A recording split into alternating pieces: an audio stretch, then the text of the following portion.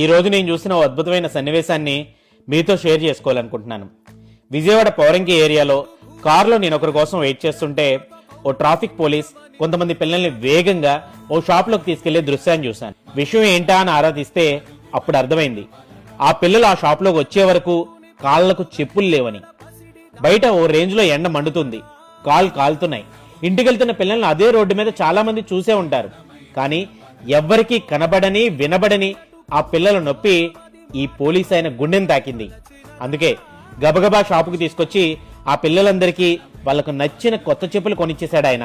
ఇదంతా నేను వీడియో తీస్తుంటే వద్దు సార్ అని సున్నితంగా తిరస్కరించిన ఓ మంచి మనసున్న మొహమాటస్తుడు.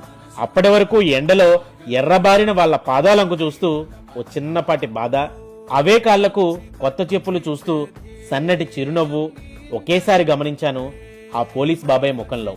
కొత్త చెప్పులు వేసుకుని చట్టాపట్టాలు వేసుకుంటూ గంతులేస్తున్న ఆ పిల్లలకు టాటా చెప్పి మురిసిపోయాడు.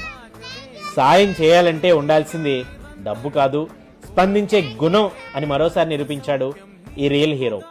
పెనమలూరు ట్రాఫిక్ విభాగంలో పనిచేస్తుంటారట ఈ సార్. ఈయన పేరు చెప్పలేదు కదా, వెంకటరత్నం. శభాష్ బాబాయ్, you are a real hero.